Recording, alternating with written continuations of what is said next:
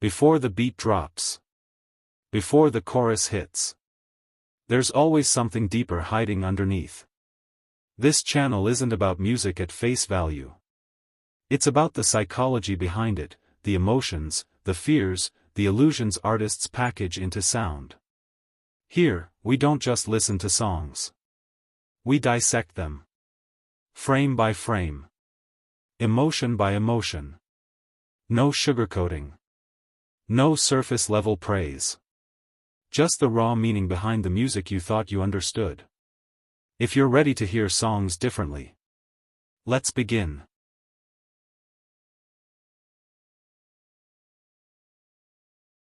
You felt it once. Maybe when you were a child, running through grass with the sun on your face and no thought in your head except the next breath. Maybe when you fell in love for the first time, before you learned that love could leave. Maybe in a moment so ordinary you didn't even notice it until years later, when you looked back and realized, that was it. That was the feeling. And you've been chasing it ever since. We call it happiness. We call it joy.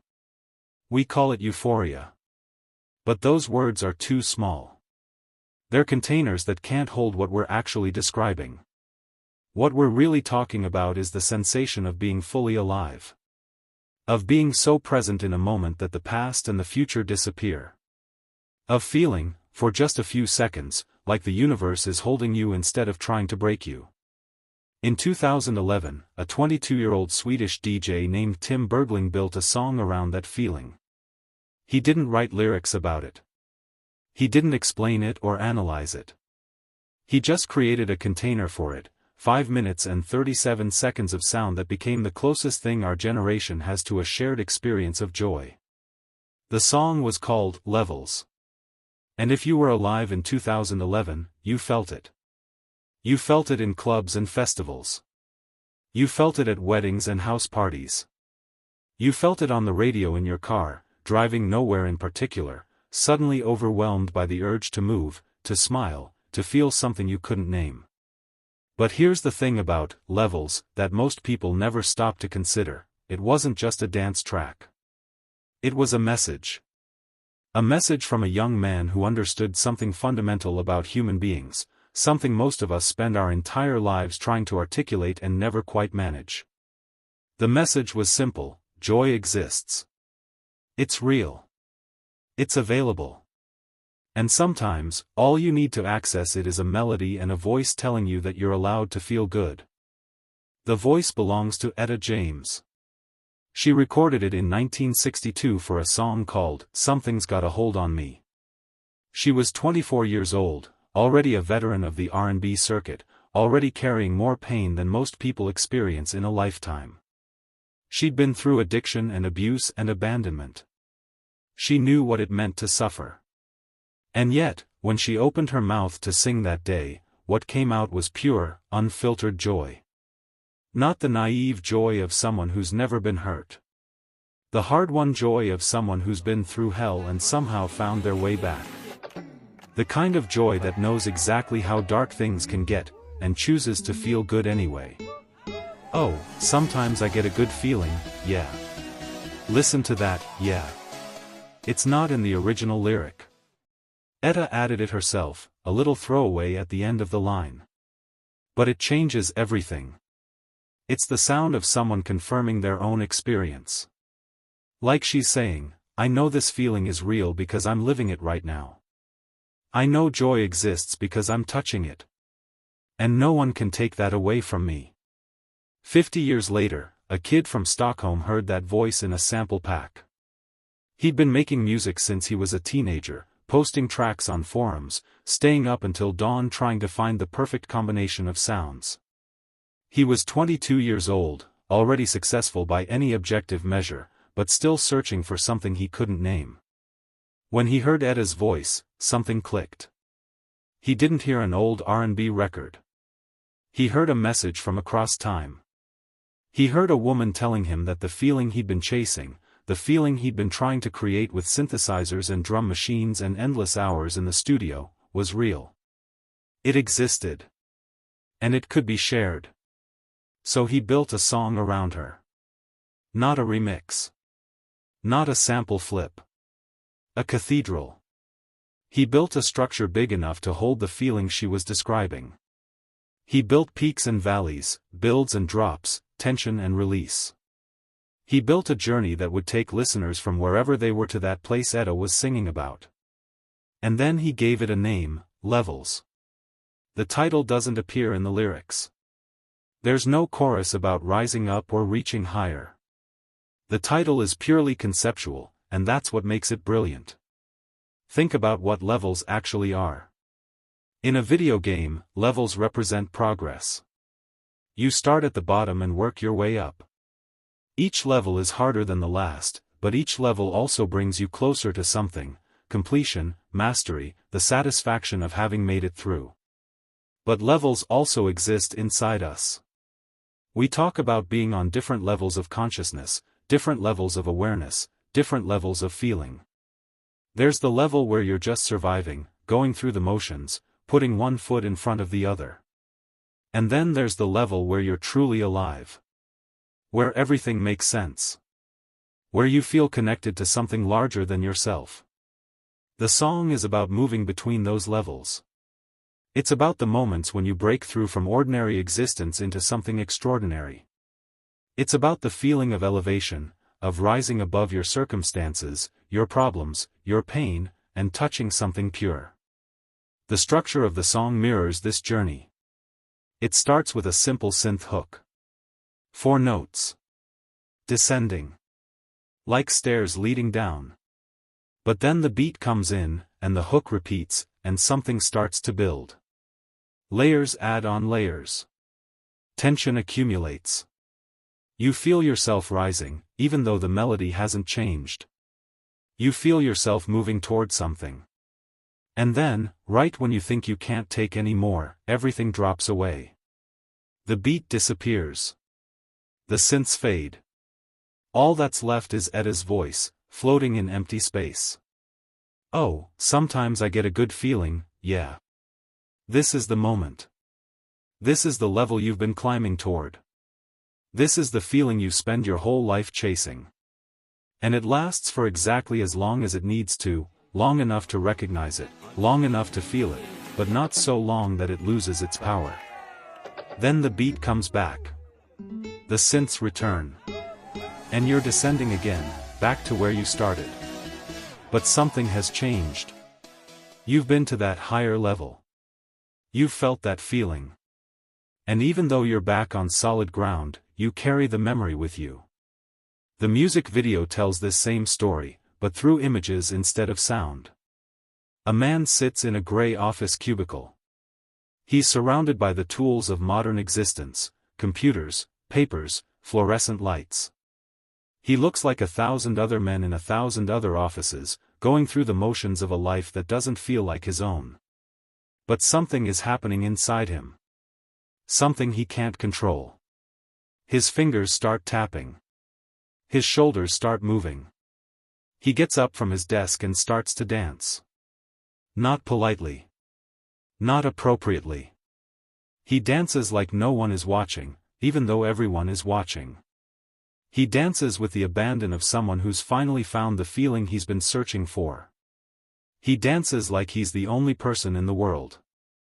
His boss tries to stop him. Security tries to stop him. Nothing works. They have to taser him to make him stop moving. They carry him out of the office, unconscious, and take him to a hospital.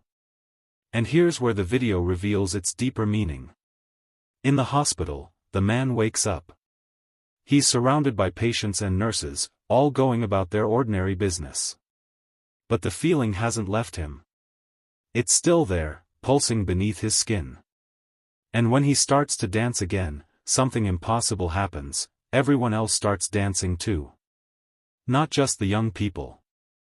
Not just the people who look like him. Everyone. Old people, sick people, people in wheelchairs, people with tubes in their arms. They all feel it.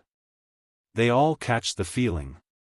It spreads through the hospital like an infection, like a cure, like the thing they didn't know they were waiting for. This is the vision at the heart of Levels. Not a vision of individual joy, but of shared joy. Of joy that spreads from person to person, crossing every boundary we've built. Race doesn't matter. Age doesn't matter.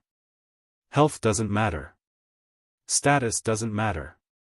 The feeling is available to everyone, if they're willing to receive it.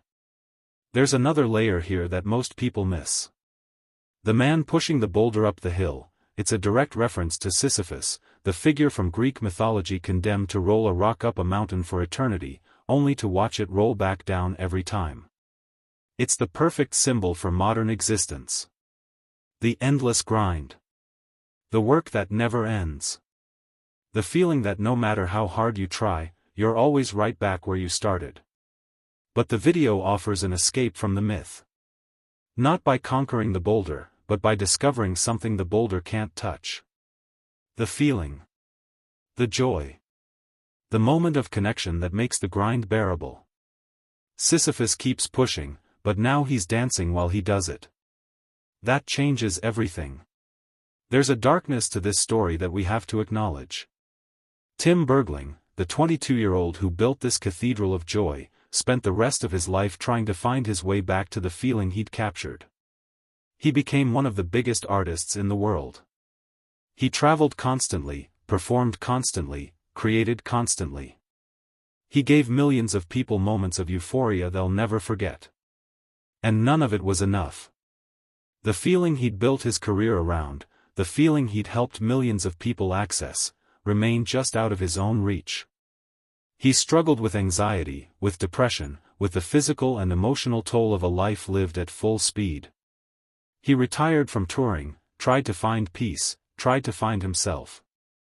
And in 2018, at the age of 28, he took his own life. This is the cruel irony at the heart of Levels. The person who gave us permission to feel good couldn't hold on to that feeling himself. The architect of joy couldn't find his way into the building. The messenger couldn't receive the message. But here's the thing about art, it outlives the artist. The feeling Tim Bergling captured in that 5-minute song didn't die with him. It's still there, waiting for anyone who needs it. It's still playing at weddings and festivals and house parties. It's still making people dance in their cars and their kitchens and their hospital beds. It's still spreading from person to person, crossing every boundary, touching everyone who's willing to be touched. That's what Levels really means. Not just the highs we reach, but the connections we make along the way.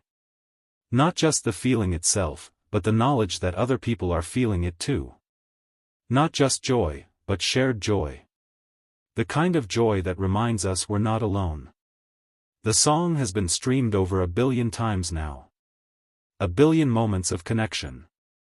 1 billion times someone pressed play and felt something shift inside them.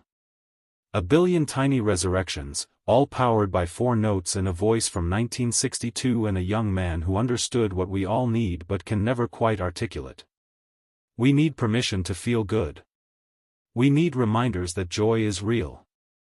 We need proof that the feeling we're chasing actually exists, that it's not just a memory or a fantasy, that it's available to us right now if we're willing to receive it. Levels is that proof. It's not a song about happiness. It's a container for happiness. It's a door that opens onto a room you didn't know was there. It's a voice telling you that the feeling you've been searching for, the one you thought you'd lost, the one you weren't sure was real, is still waiting for you. Has always been waiting for you. Will always be waiting for you. All you have to do is let it in. Tim Bergling is gone now. Etta James is gone too. But the feeling they created together is still here. It's in the melody. It's in the beat. It's in the space between the notes where Etta's voice floats like a ghost, reminding us that joy exists, that it's real, that it's possible. The next time you hear Levels, at a wedding, in a club, on the radio in your car, stop for a second. Really listen. Not to the beat, not to the hook, but to what's underneath. The invitation. The permission. The reminder that you're allowed to feel good. That the feeling you've been chasing is real. That it's been waiting for you all along. And then dance. Dance like the man in the video. Dance like no one's watching. Dance like the feeling might leave if you don't hold on to it. Because it might. Because it does. Because that's what makes it precious, not that it lasts forever, but that it comes at all. Sometimes you get a good feeling. Sometimes you get a feeling you've never had before. And when it comes, you have to let it in. You have to let it move through you. You have to let it remind you that you're alive. That's what Levels is really about. Not the highs, but the reminder that the highs exist. Not the feeling, but the knowledge that the feeling is possible. Not joy itself, but the door that opens onto joy. And the door is always open. If this song sounded different to you after this breakdown, that's the point. Music doesn't just entertain. It reveals. Sometimes it says things we feel but don't know how to articulate. And sometimes, it hides truths in plain sight. If you see music as more than sound, if you hear the psychology behind the production, the emotion behind the performance, then you're in the right place.